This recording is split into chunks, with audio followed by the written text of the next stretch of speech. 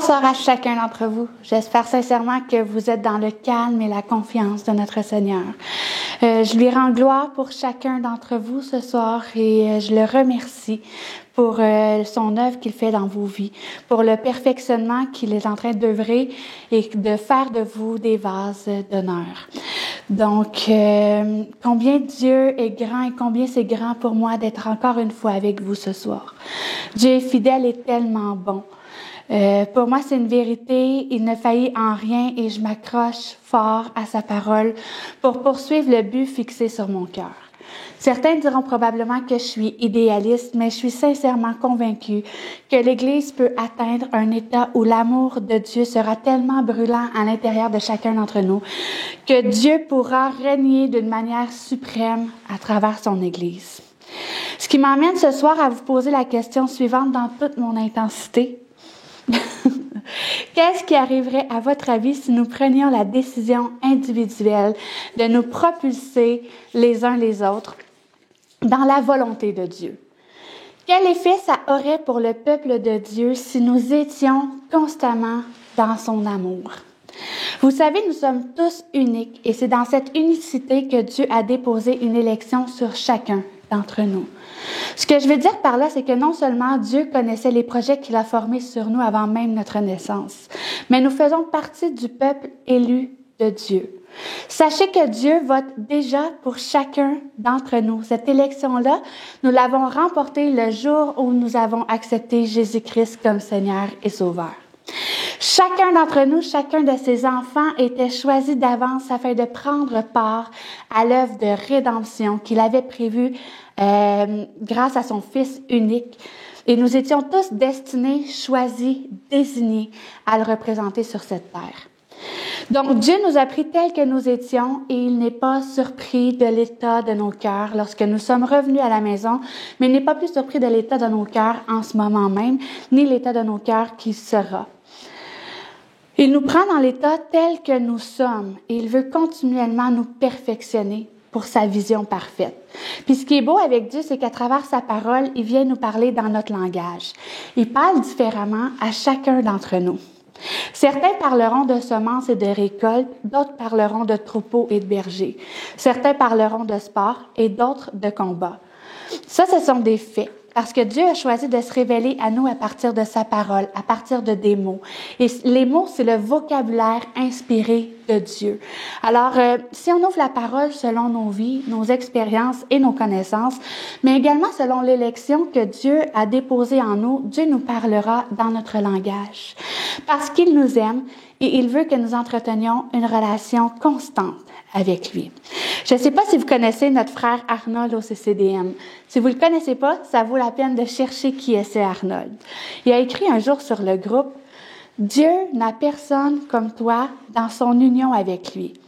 Bien que Dieu soit uni à l'humanité dans le corps, il est également uni à chaque personne dans la singularité de chaque personne.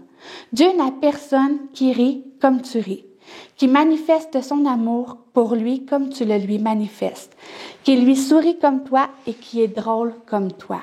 Tu peux dire à Dieu, tu n'as personne comme moi sans faire aucune erreur théologique. Alors Dieu se révèle à nous à travers sa parole en fonction de qui nous sommes dans l'unique but de manifester sa gloire. Et sa gloire, nous le savons, elle sera manifestée à travers son Église, l'épouse de Christ. Et dans les évangiles, la première mention du mot ecclésia, église, se retrouve dans Matthieu 16, 18. À ce moment-là, Pierre vient tout juste de reconnaître Jésus comme le Fils de Dieu, le Christ. Alors, lisons ensemble. Jésus, reprenant la parole, lui dit, « Tu es heureux, Simon, fils de Jonas, car ce ne sont pas la chair et le sang qui t'ont révélé cela, mais c'est mon Père qui est dans les cieux.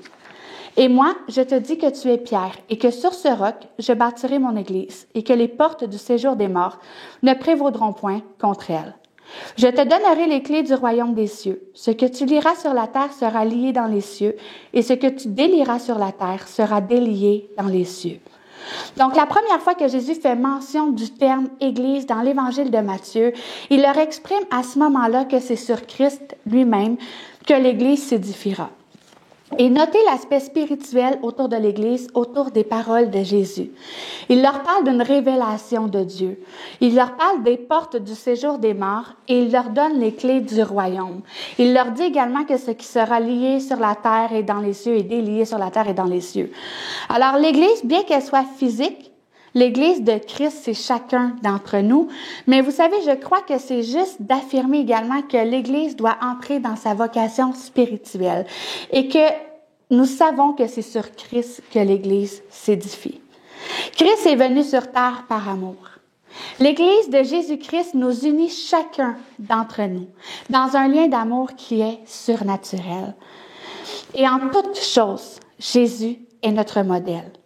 Il est la représentation à la fois humaine et divine de l'amour inconditionnel envers la création. Ce qui m'emmène à vous dire que pour moi, c'est tellement naturel de croire les choses visibles et les invisibles.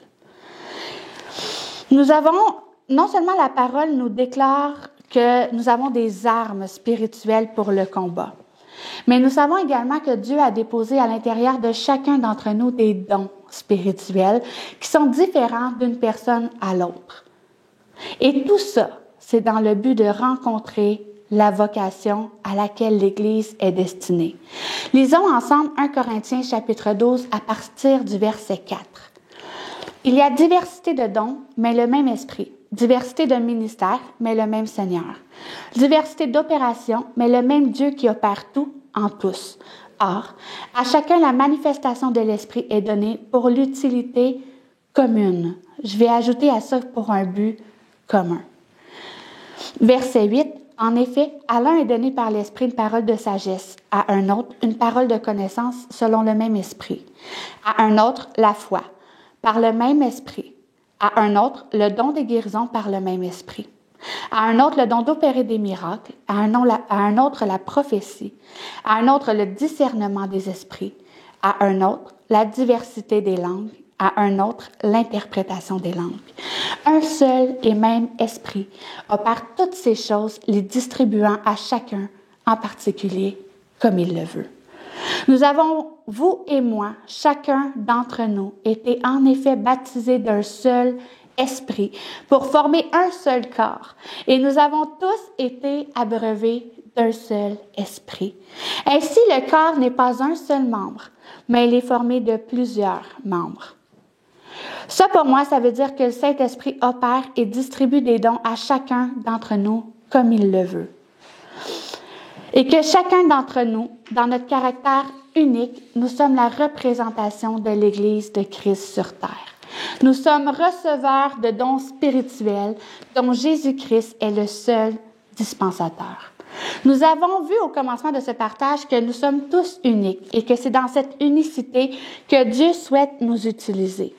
Je crois ainsi que si nous sommes tous... Non, je vais vous recommencer ça.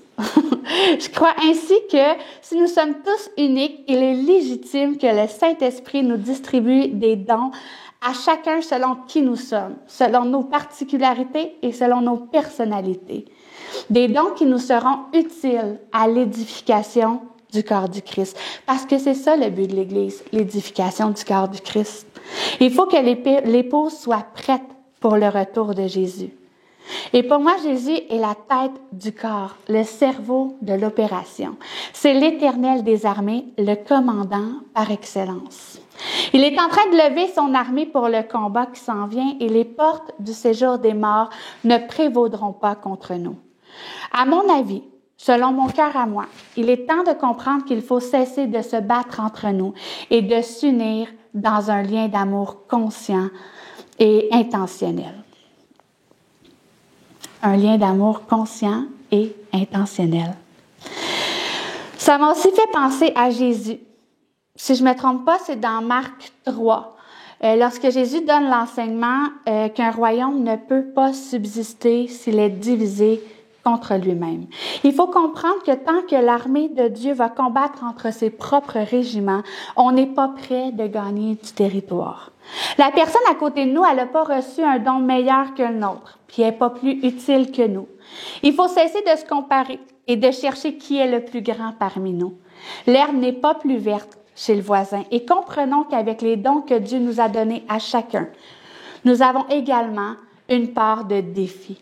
Ça veut dire que même si de notre côté, ça semble vraiment simple et qu'on est persuadé qu'on pourrait utiliser ce don encore mieux, on ne peut pas connaître le don, le pas de foi que cela demande à notre frère ou à notre sœur.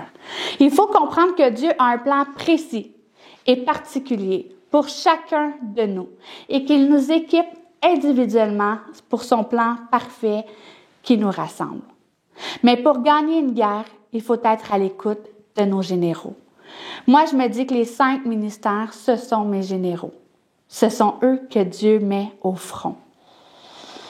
Alors, pour poursuivre rapidement ma pensée, on a vu précédemment dans 1 Corinthiens 12 que le Saint-Esprit accorde à tous les membres du corps de Christ des dons spirituels qui les équipent au service de l'Église avec un grand E. Et on comprend également qu'il qualifie par le Saint-Esprit certaines personnes pour l'œuvre des 5 ministères, nos généraux. Mais il n'en va pas moins que le but ultime de l'Église est l'édification du corps du Christ. Il faut donc que chacun d'entre nous se positionne là où Dieu souhaite nous utiliser. On le sait, Dieu est patient et il va attendre afin qu'aucun ne périsse, mais que tous parviennent à la repentance. Mais moi, ça me fait aussi réfléchir à l'omnipotence de Dieu. Il avait encore une fois prévu le coup. Il savait qu'on allait se comparer entre nous, puis qu'on allait même parfois se pogner. Mais il est hot, Jésus, parce que quand on cherche réellement son cœur, il parvient à nous faire réfléchir pas sur ce que les autres font, mais sur nos propres comportements. Et il nous transforme complètement. Contentons-nous de regarder le jeu.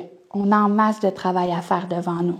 Il n'y a plus aucune raison pour que notre ancienne nature reprenne le dessus. Il faut à tout prix parvenir à trouver la face de Dieu dans les tempêtes pour que le corps de Christ, pour que l'Église puisse enfin s'édifier en Christ et que l'on puisse élargir notre temple. Il y a quelques années, mon amie Audrey m'a donné un livre et je pense pas que j'ai déjà autant lu, relu, re-relu, annoté un livre. Je sais pas si vous pouvez voir à la caméra, mais il y a vraiment beaucoup de notes dans ce livre-là parce que c'est mon livre favori après la Bible. Parce qu'il vient aussi rencontrer un de mes versets favoris qui est Jean 13, 35. À ceci, tous connaîtront que vous êtes mes disciples si vous avez de l'amour les uns pour les autres. Si je vous dis cela, c'est parce que maintenant, je vous invite à revisiter 1 Corinthiens 12, parce que vous découvrirez qu'immédiatement, après nous avoir parlé des différents dons desquels nous devons nous édifier les uns les autres, au-delà de nos différences, nous retrouvons 1 Corinthiens 13 qui traite de l'amour. Vous savez, l'amour, c'est un choix. Et des fois, Dieu vient nous challenger avec des personnes qui nous entourent. Mais ne nous laissons pas voler l'amour qu'il a déposé en nous, parce que nous sommes l'épouse de Christ et que Jésus-Christ a donné sa vie pour chacun d'entre nous. Il faut prendre une décision consciente, la décision d'aimer et de se permettre de grandir et d'être transformé à l'image de Jésus, mais également de permettre à l'autre d'être transformé et de grandir à l'image de Jésus. N'oublions pas que nous avons un but commun. Cette semaine, je vous lance une invitation. Prenons un temps avec Dieu pour revisiter nos opinions et remettons à Dieu ce qui nous empêche de réellement nous connecter les uns avec les autres. Alors, avant de conclure, je vais vous reposer la question. Qu'est-ce qui arriverait, à votre avis, si nous prenions la décision individuelle de nous propulser les uns les autres dans la volonté de Dieu? Quel effet ça aurait pour le peuple de Dieu si nous étions vraiment, constamment, dans un amour conscient? Je vous remercie pour votre temps. Je vous aime. Je vous laisse sur le chant qui suit et je vous dis à bientôt.